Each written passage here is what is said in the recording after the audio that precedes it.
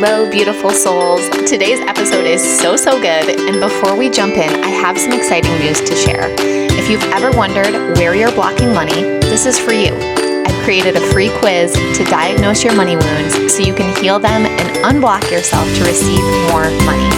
Just go to moneywoundsquiz.com and answer 6 quick questions to get your insanely accurate and potent result.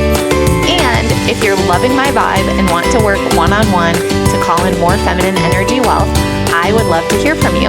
You can shoot me a DM on social media or go to emilywilcox.com to learn more. Hello and welcome back to the Em Makes Money Show. I am so pumped. I have an incredible guest for us here today. Em Ducharme is a business strategist for influencers and experts looking to monetize and scale their audience through digital marketing and passive income. Her work has been featured on major media outlets such as Forbes, Thrive Global, The Good Men Project, and Business to Community. As a former corporate sales consultant for Fortune 500 companies, major corporations, Em helped to grow and scale businesses for the last 10 years in various sectors: hospitality, finance, entertainment, and e-learning. She's raised millions of dollars in investor funds for the companies that she's worked for, and personally was able to scale her own companies past the multi-6 and 7-figure mark in record-breaking time. Em, I love you so much. I'm so happy to have you on the show. Welcome. Thank you so much. I'm excited as well. I'm excited to do this. Sorry about that. You know, this is so fun. If you're watching on YouTube, Em's dog just joined the interview. Did we introduce the pooch? That's Goody. So Goody likes to be in the spotlight. Okay, so every time I'm on the phone or on a call, she's like, I need attention. And then as soon as the call finishes, she doesn't care about me at all. It's only when she's like a diva, basically. Yeah. Oh my gosh. I love that. Well, so Goody is part of the interview as well. That's perfect. And, you know, the interesting thing about this online space is that I feel naturally through social media that we just connect with certain people. And you are one of those people that I've just felt drawn to. I think you're very magnetic anyway, so I'm sure you hear that a lot. And you have a really fun, authentic, vulnerable way of showing up online that is very interesting. But from the moment I started reading your stuff, I was like, I want to know this chick. She seems awesome. We have the same name. Like, I feel that we're meant to collaborate. I'm so happy to, because I had noticed you online as well. And I think I saw one time you were reintroducing yourself and I was reading it, and automatically I felt connected to the way you think, and I felt like we were sharing a similar vision for life. And I think we also have a little bit of a similar background in terms of we used to be very masculine and then we learned how to be feminine. And as we preach, like, it's such a life changer to balance it out. Like, it's amazing.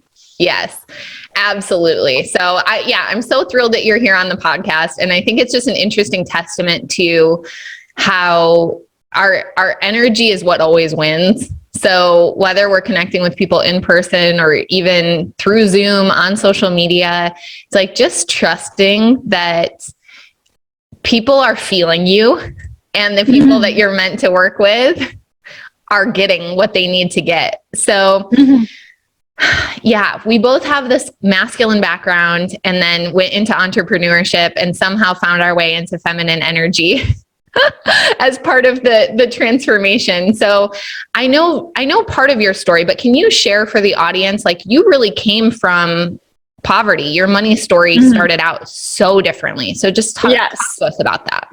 So when I was for as far back as I can remember, my mother never had money. Like, if I look at pictures of her when I was a kid, like, she had her glasses, or her glasses were taped with big white tape because she didn't have money to fix the glasses. Like, I never knew what it was like to have money. Like, I never even knew what money was. Like, for me, struggling was not, like, that was the only thing I knew. So I didn't know it was possible not to struggle. I didn't see that possible. Like, we were going to food banks for money, but even though we didn't have money, we were very happy. So it's not like living in a very tensed place. I'm sure my mom was stressed. Like, she passed away. So these conversations, I wish I could have with her, because life is very different for me now. And my brothers are living it because of me, but she didn't have a chance to live it. But I'm sure she was very stressed,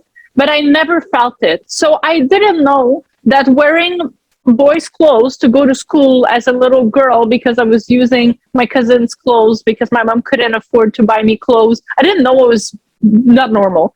And for some reason, I never got bullied about my clothing or my money and stuff like that. Maybe because that's the way, I grew up in a village. So it was not like there's no rich people there. It's everyone is kind of like on the same level. So I didn't really see the difference. I only started seeing money when I moved to Montreal, Quebec, and I started working as a bartender in a high-end restaurant. And then the clients that like I made friends with, and then I would go to their houses and stuff like that, and they had money. Like, they were living in nice places, in condos, they had nice cars.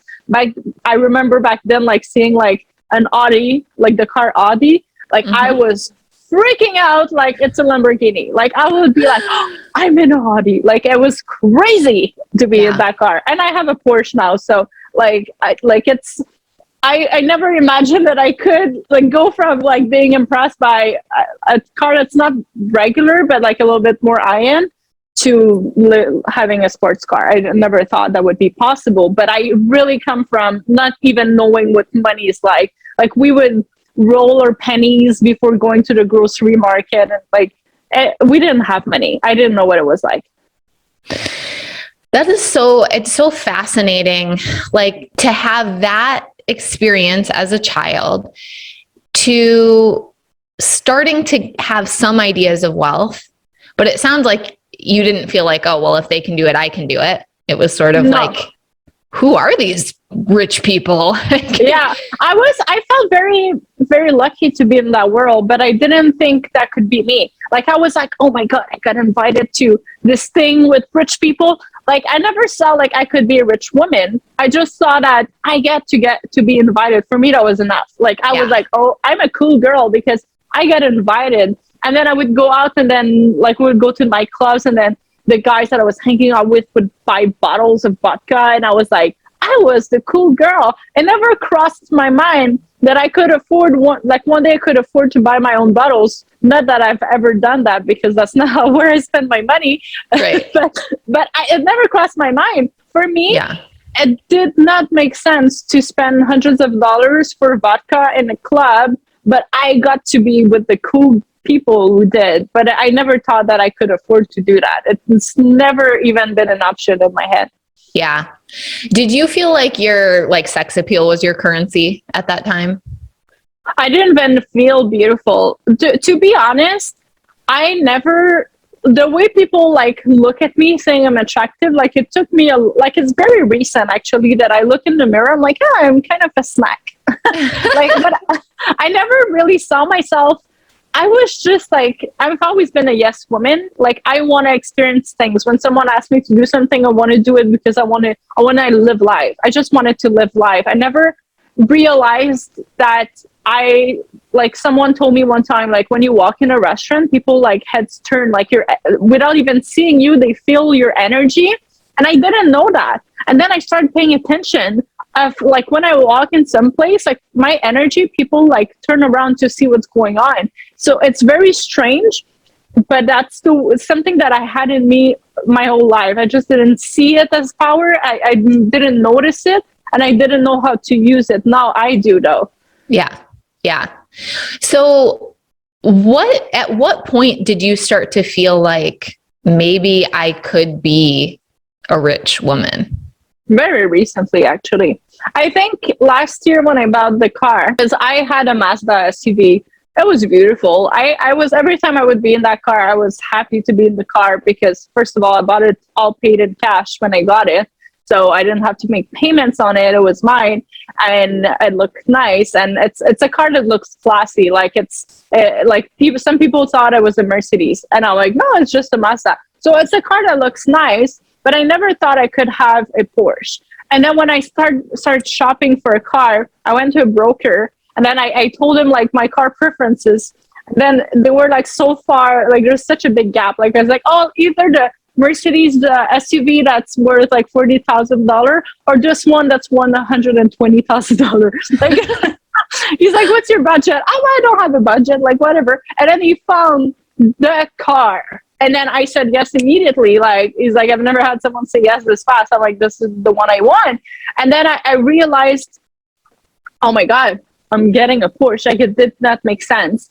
And that's when I realized I can have whatever I want. But until the opportunity came to me, I didn't even realize that could be possible, because I never even envisioned that I would have a Porsche. But now I want a McLaren. Like, now I know that I'm going to get a McLaren. And it's very different, because when I was car shopping, I didn't feel like I could have a nice car. But now that I do have a really nice car, I want an even nicer car, because now I know that it's possible. So the sky is not even the limit anymore. When you know you can do it once, then you know you can do it again, and it could be even better. So that's kind of how I am feeling about life now. Like, I feel really unstoppable, and buying a luxurious car is what gave me that feeling, because once you buy the Louboutin shoes, or once like that you paid for by yourself, once you get a really nice condo, once you buy a nice car, like you realize like I can actually have nice things, and then you become more comfortable having them, I believe. Yeah, I totally agree. Like, there are certain purchases that become such a token or a symbol of this new identity, like this new version of you. And sometimes it's something big like a sports car, but I also think that sometimes it's something in the grand scheme of things that's relatively small, but it just, every time you see it, it makes you feel so different about yourself, and like anything is possible. So everyone listening, like those are really fun little hacks to start to collapse the timeline between who you are right now and who you want to be. So I want to back up a little bit and understand, like, what made you leave corporate America? Was it scary as hell when you left? Did you have a plan? Did you already have a side business built up? Like, what did that look like? I was not actually, I've never been employed. So I don't even know what it looks like to have a paycheck. I've never had a paycheck. Okay. So that was not my route. I worked in corporate in terms of being a consultant, self-employed. I've always been self-employed. I was a financial advisor that was self-employed, associated with a firm. So I never had a boss. So it's not, I've always had like that entrepreneurial mindset. For me, it was just like, when an opportunity comes, I make the best of it. So, for example, I had someone that asked me to find, I don't know how many millions, I can't remember, financing for a building. And then I pitched it to investment firms in Montreal. And then one of them offered me a position to work with them as a financial advisor and broker. And then I said yes, because I say yes to everything. I'm a little bit more picky about what I say yes now, because I get a lot of opportunities. But for me, it was like, I'm going to learn so much from that. But I didn't like it. And I remember having lunch with my lawyer, like I did not like it. But I knew that this was the setup that would help me go so much further in life, because of credibility, because of network, because of knowledge. So I continued, knowing it was not a forever thing, knowing that I needed to get something out of it so I can build something else. Because I had businesses before, and I would always get bored of doing something. Like, that's the reason why business coaching is so good for me, because I can do a lot of different things all the time. I cannot just do one thing. So for example, right now I'm building an e-commerce in the baby industry, and I'm building it to sell it, because I know eventually I'm not going to feel like working on that. Because I'm going to have something else coming up. So my entire life, you would think that I'm 200 years old, because I've done so many things for short periods of time, but very intensely. And now I'm doing my coaching, and I'm building other businesses as well. But I never had a job, so I didn't have to transition.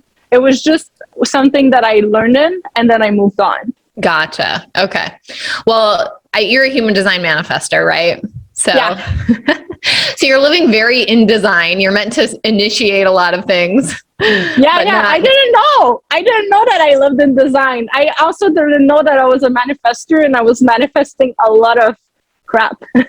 But now I manifest a lot of things because I know that what I focus on is what I attract. And I manifest so fast, it's unreal. So it's very important for me to know that I'm being very, very clean with where my thoughts and my processes go. Yeah. Do you think you'll always be in coaching? I think I see myself as being old and having clients stay at my house and me helping them.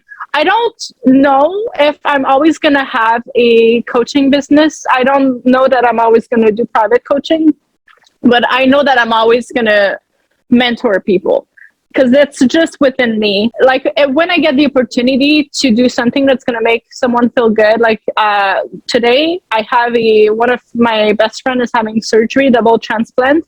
And I spoke to her this morning before surgery and I walked her through a visualization yesterday and today, like I helped her regulate her nervous system because she's really scared. And this comes so naturally for me. And the more I'm tapped into being good at what I do, the more I see the results on other people, the more I like it. So I'm not moving away from coaching right now because I love it even more every day. But my way of doing it changes. My container changes. The access to my energy also changes as well. In the past, it was very easy to have access to me. Now there's an investment that comes with it, and I'm very, very clean and have boundaries, so it's different. So I imagine like things are just going to continue to evaluate this way. Yeah, that totally makes sense. So I'm curious, along your journey with money, what are some of the financial milestones that have stood out to you? That's a good question. So in 2019, I had a $100,000 sales day. That was really big for me. And then COVID happened. And then since all of those clients were dropshipping clients, almost everything fell apart. And I was really disappointed in that, obviously. But it also like showed me, because sometimes it's not about receiving it, it's seeing what you're capable of. Yeah. So even though it happens, and I want everyone to know this, sometimes you're going to make sales and they're not going to come through. And it has nothing to do with you. It's really focusing on, if I did that, I can do it again. If it didn't work out, it doesn't mean that something went wrong. It's just it didn't work out. And I focus on knowing that this means I am a match for this. So it's going to come in different ways. It's not going to come this way, unfortunately, but it's going to come different ways. And knowing that I could do this much really helped me being able to believe in things that I don't see. Because it's very easy to know that, like, let's say with my funnels, I know that I'm going to make multiple 5 figures every month, no matter what I do. So that's easy to project. But last month in December, I made around $300,000 in sales. Without really, like at the beginning of the month, I didn't expect that at all. And then I saw that all the demand, all the requests, and if everything would have gone through, I would have made over $500,000 that month. It didn't, but it shows me what is possible. So I think in terms of milestones, my first big sales day really set the tone for what I could believe in about myself.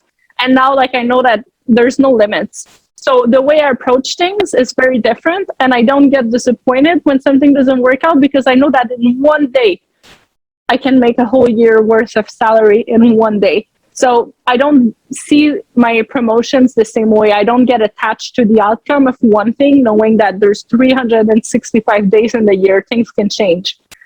Yeah, I love that. And I also didn't know that you had drop shipping clients. So that's interesting. Is that a business model you still have, or that was old? Well, right now I'm actually building my own with the baby business that I'm doing. It's called Little Boho Baby, and it's boho chic, looking a little bit like what you have in the background, but for babies' room. I love it. It's beautiful. And it's going to be drop shipping, and like, because we're using a fulfillment center, it's not through Amazon though. Yep. But yes, that's something that I'm still playing around a little bit. However, because I grew so much as a coach, I seem now to attract more coaches and service-based provider because they want to learn from what I did. So I've been focusing a little bit more on that in my marketing messaging instead of other things. But you know what's beautiful is that having so much experience in other things means that if I need a break from coaching industry, I can go coach in the e-commerce industry. I can go coach in the restaurant industry. There are so many things that I can do in the gym industry. I used to have a gym. So there's so many things that I can do. And that's what is fun, because we just said that about money. Like, I can see the potential with money, but I can also see that no matter what happens, there's other things that I can do. So I feel very safe that it's not like, if one day this becomes irrelevant, I don't mind it, because there's other things that I'm really good at and that I've done in my life. So it makes me feel very safe as well. Yeah. Well, and I feel like that's one of the codes that you've cracked. And I think a lot of the clients that work with you are really interested in the ways that you've developed multiple income streams. Mm-hmm. And, there's a certain like predictability and safety to that I think many people feel like is missing from their businesses. Mm-hmm. Yeah, for sure. Yeah. So I love that. So how did this like broke girl from a little village end up being a financial advisor to begin with? Like, I feel like there's this gap between like no money and then like, oh yeah, well, I was a financial advisor for all of these businesses. Here's the thing. Being a financial advisor doesn't mean that you have money. And that's the reason why I didn't really enjoy it, is because I didn't know what it was like to invest a lot of money, because I had never done it before. So I felt very uncomfortable managing other people's money, because I could not imagine putting $500,000 into something putting $5 into something is expensive. So how can there's a big disconnect for me. I had a hard time because I didn't believe in doing it. So it was hard for me to be successful doing it. So I was like, they loved me when it came to business development, business strategy, training people, mindset stuff. I was coaching other people, but I was not doing deals very often. And when I was making deals, it's because someone brought me an investor that was ready. I didn't have to sell him anything. Like, it's funny because now I can sell things very easily, but because I know it works, I know my coaching works. I've had so much results, so it's easy for me. But to tell someone to invest a lot of money into a company that I don't know, because my firm is backing it up and I don't know what it feels like to invest. That's the reason why I when we are coaches or trying to become good coaches, investing in us is going to show us what it feels like, so that we can feel comfortable when other people invest in us. If you want to just have people investing in you, but you're not walking that talk, it's going to be hard. And that financial advisor part of my life shows it exactly, because since I was not comfortable with investing myself, because I didn't know what it was like to have money to invest, I was not good at it. So I was not comfortable with it. So you need to be able to have experience into what you preach. Yeah. You bring up such a great point. Honestly, while you were talking, it made me think of, I used to work for this company where we would sell tutoring packages or test prep packages. So it's like, if you were going to take the SAT to, get into a good college, we would set you up with a one-on-one tutor that would go to your home and prep you for the test and stuff. And the packages at the time were around $2,000 to $3,000. Mm-hmm. And I was 21, talking to, people that lived in really rich parts of LA. And I could not imagine dropping that kind of money or saying yes to that over the phone and giving a credit card. Every time I got a sale, I was sort of like, these people are freaking crazy. I couldn't get my belief there. Now, it's I only have a 7-year-old and a 3-year-old. We still are pretty far off from college admissions, but I'm oh yeah. No problem. Of course I would spend $2,000 or $3,000 to help secure my kids' educational future. Easy. Yeah. Exactly. But it's so true. When there's that gap, it's like, it's so hard to build your belief around it. Yeah, exactly. And I think that's why like some people like don't see success because they're trying to go too fast. They're trying like to leap too fast into something like before they're warming up. It's like you're at the gym and you're trying to deadlift 200 pounds, but you have never deadlifted before and you have not even warmed up. So like we have to trust our own process and our own growth and our own speed, because the disconnects sometimes happen when someone wants to get to a certain point and they think, well, if I charge $100,000, then I'm going to be able to make $1 million with 10 clients. But you've never charged $1,000. Like, build your foundation first. Go one step at a time. It doesn't mean you're not going to quantum leap, but there's still like work to do to make sure you're strong enough, because maybe someone's going to say yes to your $100,000 package, and then you're going to pee your pants because you're going to wonder, like, am I good enough to provide this? I've never invested. What do I provide to that person? Because I don't know what to expect, because I've never invested this much. So I don't know what it looks like. Yeah. What can I provide? So you don't even know what you're doing, basically. Yeah. Yeah, I completely agree. Like, in investing $10,000 a month to be inside of a mastermind, like, and I love it, and the coaching's great.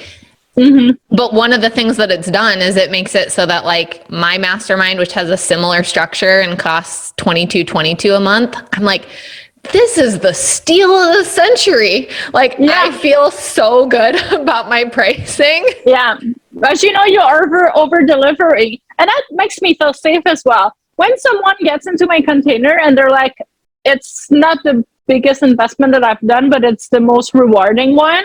Like, I'm like, some people tell me like, you should raise your rates, but these ones are the one I feel very good about. That for me, it's an easy sell. And as long as I love delivering and I love showing up at that price point, I'm okay with it. It's not always about like raising your rates and raising your rates. That's not what I'm chasing. Some people chase that. That's okay. That's on them. I chase the feeling that I feel when I'm doing those calls.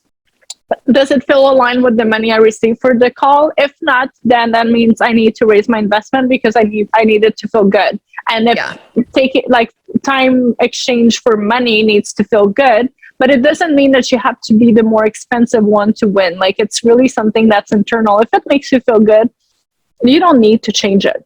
You can you can be very successful as long as it feels good. Yeah. Yeah, I completely agree with that. It's the alignment piece around pricing that is super important.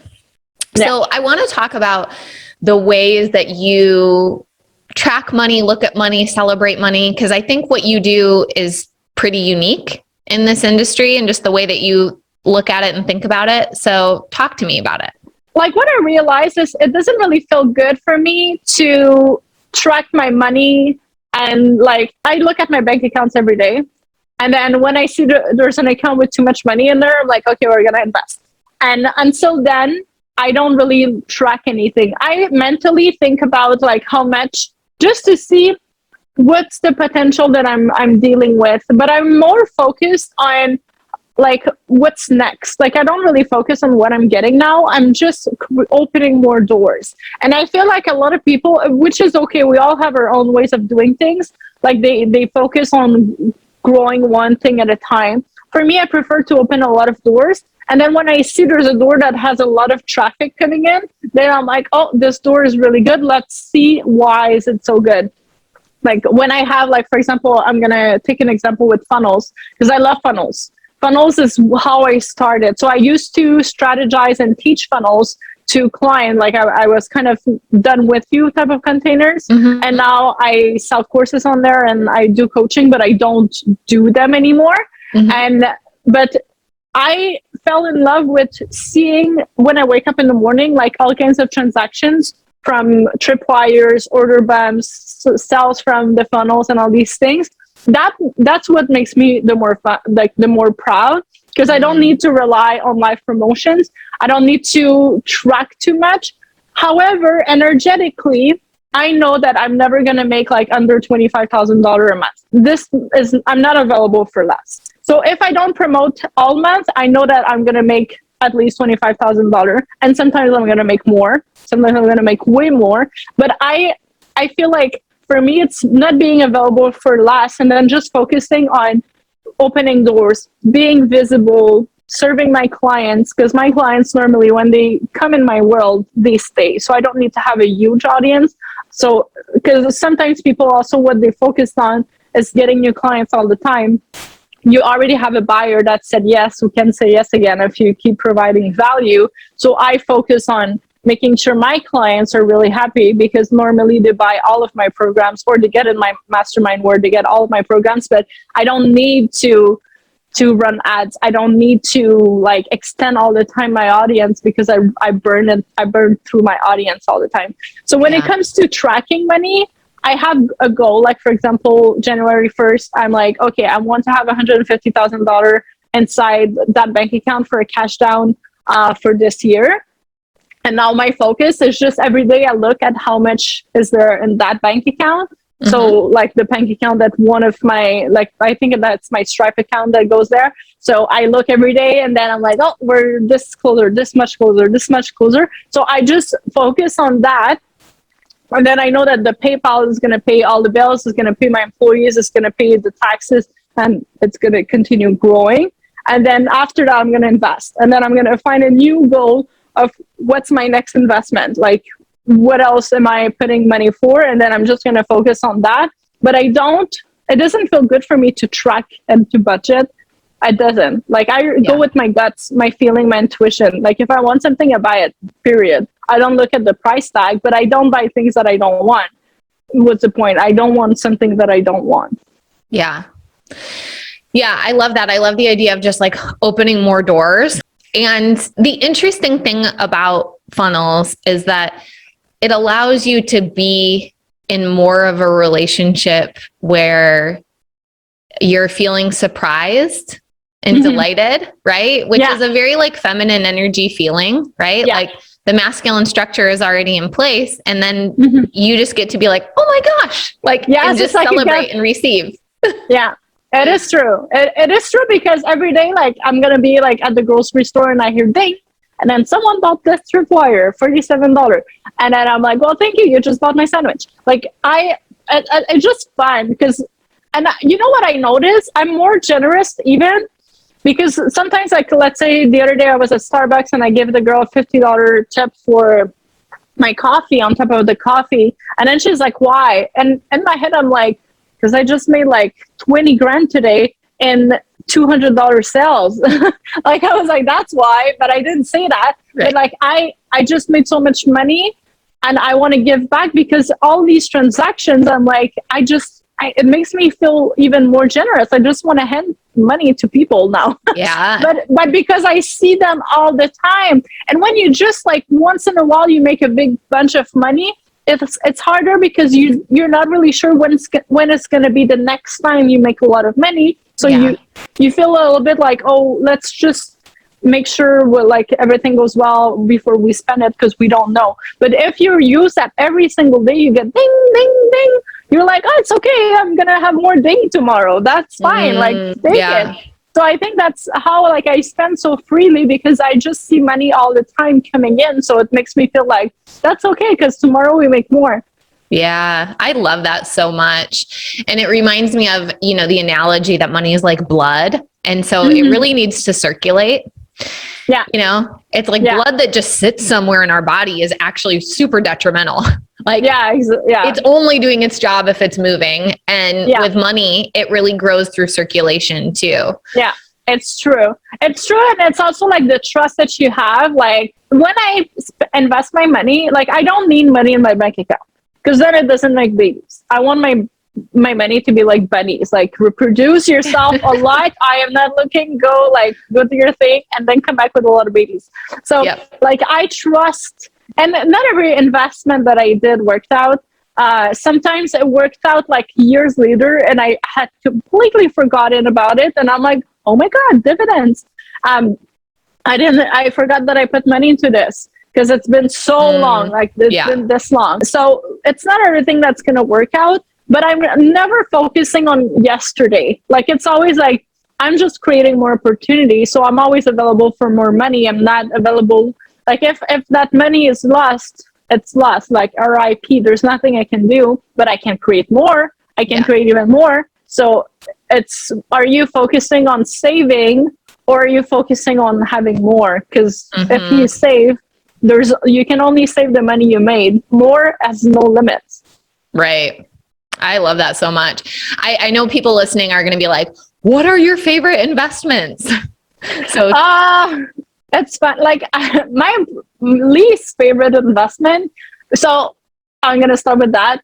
Yeah. the sad story. So in 2012, 2013, I bought Bitcoins. It was $300. Nobody knew what it was.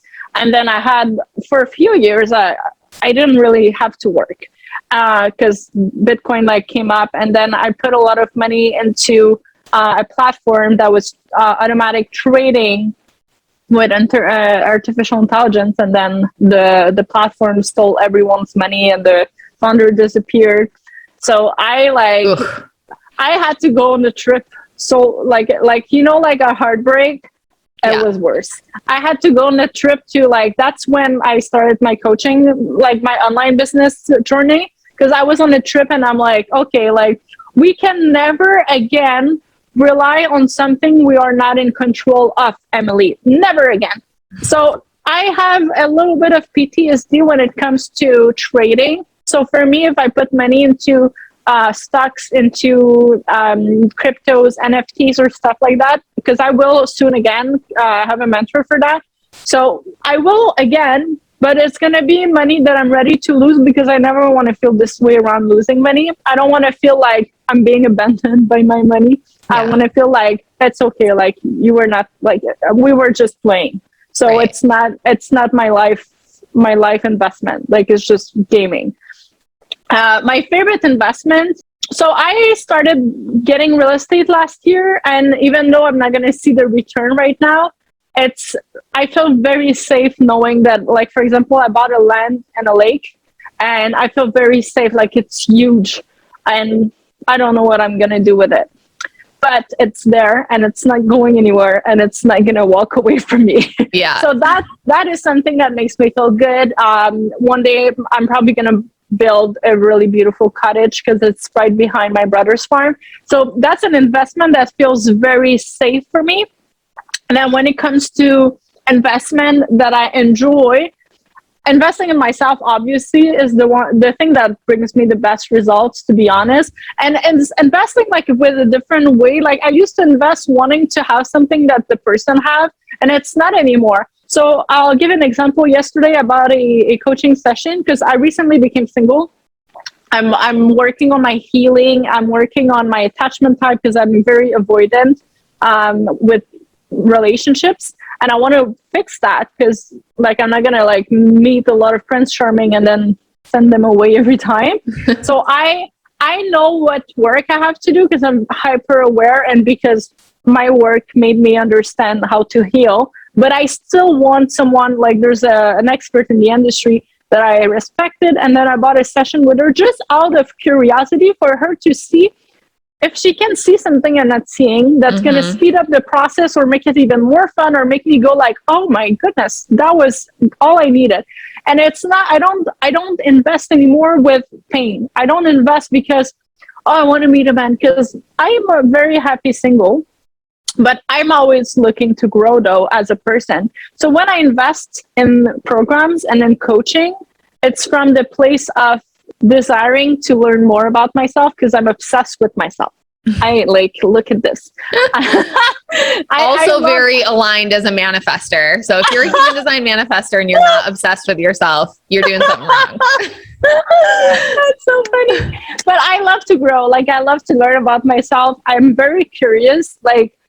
That's why we've been this way. Let's dig a little bit more. So that's where I invest from. But these are a really fun investment for me. Because you see the return so much later on, and then you don't even notice that that's the return. I'm sure that some people buy your program, it changes their lives, and they don't even recognize that it's because of that, because the transformation happens over time when you start the work. and it doesn't like, it's not immediate. So sometimes they don't even notice, they don't even know that because of you, everything is different now, because it's way later that it happens, that the big transformation. When I invest in coaching, it's always with, I don't want to see results right now. I want to see results forever. That's what I focus on. Yeah. I love that so much. You're probably such a great client. Like your coaches must love you. Like, oh. Honestly, all of my coaches told me I was their favorite client, but I'm a manifestor, so I'm obsessed with myself. So of course I will say this. But I think I'm a good client. I'm trying, like, I think everyone should make the effort of being a good client, because as a coach, when you see a client do the work and believe in the work, and even though they don't understand maybe why, they still do it because they trust you, it's the best gift. Like, the money is the exchange, but the best gift you can do to a coach is actually implement what they teach you and embody it. Because when I see someone, like, I have a client who, it was like a project at first. I'm like, we're going to have a lot of work to do. But now she is a transformed woman. She's so magnetic. She's so free. She's so liberated. And she's so beautiful to watch. I'm obsessed. I look at her stuff. I'm like, oh, I can't believe this happened. Like, I can't believe you became this. Like, you went from like, to like expanded person.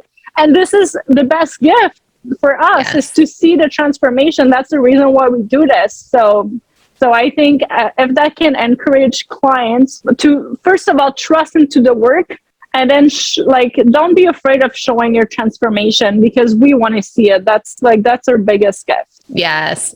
And releasing the timeline, right? I think often we want the transformation to occur within the container. Like, well, I'm paying you right now, so I want the transformation right now, but just trusting that we have a whole lifetime.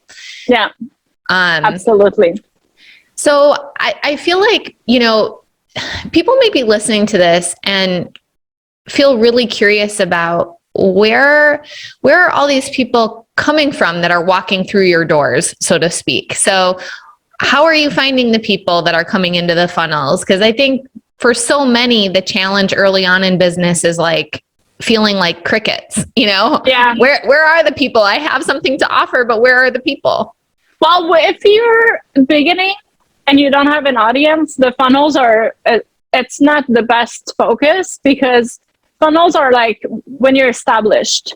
So I have funnels that, for example, on my website, the traffic, like I direct traffic on my website. So when people listen to me on podcasts, when they read magazine articles that I wrote or that I'm featured in, they get on my website. So it's very clear. And then people get in my zone, and then I make my free things to be so valuable that people like fall in love and share about it. It's not, a lot of people make the mistake of their free thing as words free, like nothing, because, well, it's free. Well, that's the point. Like, it's your first impression. You want to impress the person. You want them to understand clearly what you do. You want them to see your energy, see you in action, because that's how it's gonna, like, for someone to like decide after 12 hours of knowing you to invest like $40,000 into your stuff, it needs to be a really big first impression. It cannot be like, I'm going to send you a checklist PDF that looks like everyone else's online. It's not going to convert the same. It can work, but it's just going to be longer. And so my freebie, I make sure that people see me in action. They understand how I can help them. They understand what I do, what's my vision, what's my value, what's my energy like. And then if they're called to do more, they will. So people find me through referrals. They find me through traffic. So this is what I call alternative marketing. So when you are using other things than just social media. So when I go to events, when I speak in summits, when I speak on podcasts, when I do my magazine articles, when I get invited for guest experts into mastermind, that's how people find me. And also asking for people to share about you is so powerful. I used to not do it because I was my masculine. The masculine doesn't need anyone to share, right? Because I got this. I don't need you. Now I'm like, I want to encourage people to share, not just because my message is powerful, but because I know how powerful it is for the person sharing when we share, we're vulnerable and we're like, hey, I just got transformed by this coach. It shows how much we work on ourselves. And I trust people that do the work. If you present online that you don't do the work because you were born perfect, there's probably not a lot of trust established. Like, there's so much power in being vulnerable. There's so much power in showing all sides of you, not just the picture perfect side. So I think that's really important. So when you ask people to share, I remember I used to ask people to share and then one person would share it. The last time earlier this month, I did a thing called The Leader Within You. And I asked people to share, and I couldn't keep up with the number of people sharing my stuff, tagging their friends in it, like creating connections and introductions. Like, I could not, I was like, wow. But it started with one person doing it. And I continued asking, and now people do it because, like, when you invite someone to do something, they're like, oh, actually, my friend would love this. Let me ask her. But she would have not even thought about sharing, and so you say it and it clicks. I'm going to share it. So I think it's important as well. If you want to grow your visibility, ask people to share about you. There's nothing attached to it. Like, they don't have to do it. You're not forcing them, but if they want to, they can, and then that's going to help you reach more people without paying money for it. Yeah. I love that so much. It's so true. And it's something that you can do at any phase in your business. Yeah. But just trusting that it doesn't mean anything about you if the numbers start small.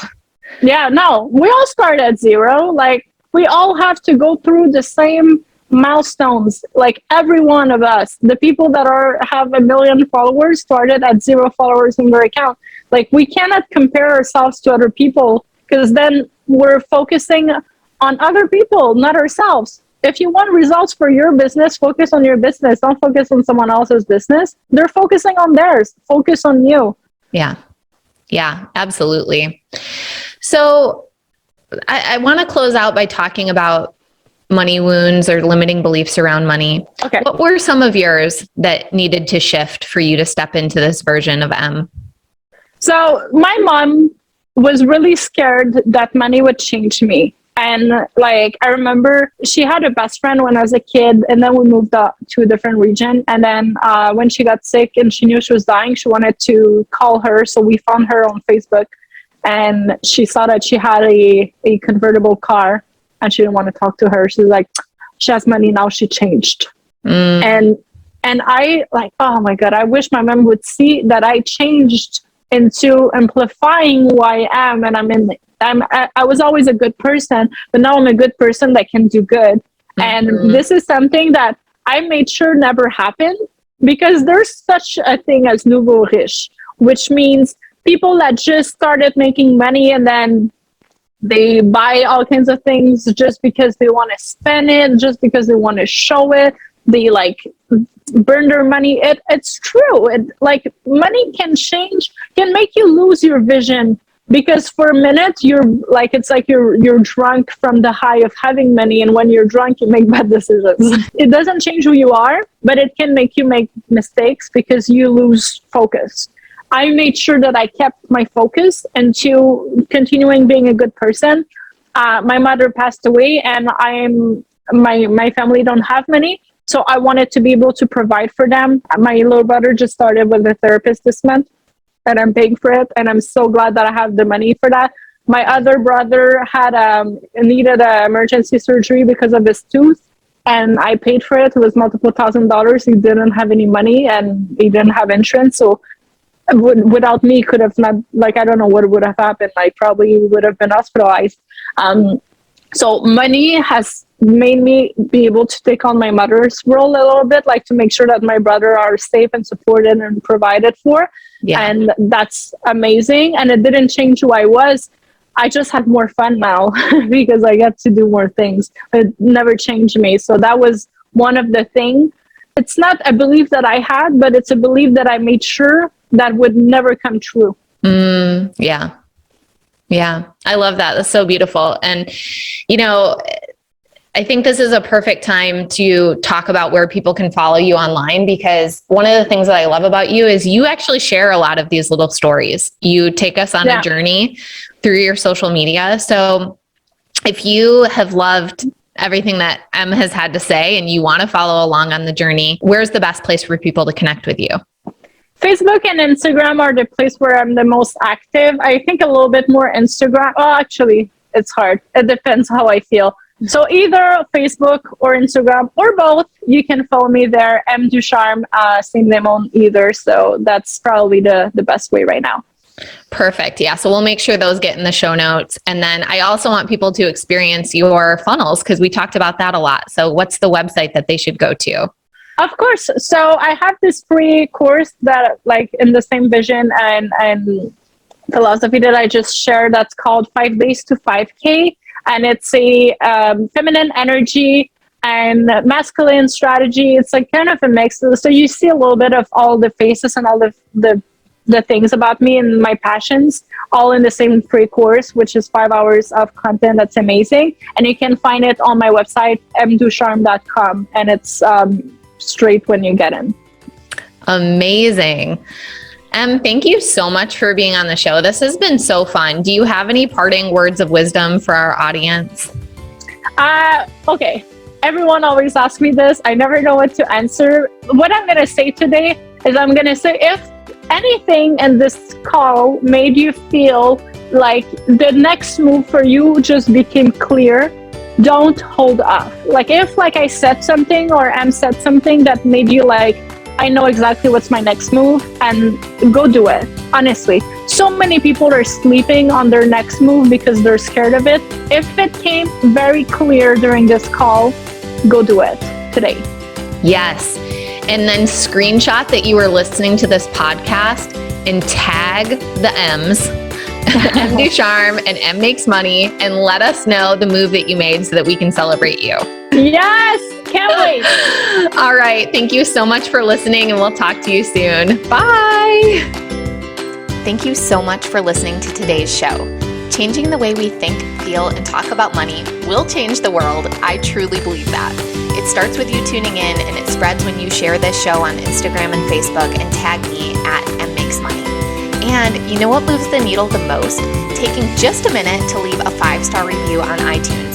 This show isn't free to produce, so let's multiply those dollars invested to help this show reach a bigger audience each week. Thank you so much for your help. I really appreciate it. And lastly, if you want more connection, more Em Makes Money style riffs, and a safe place on the internet to talk about money, jump into my free Facebook group, The Money Club.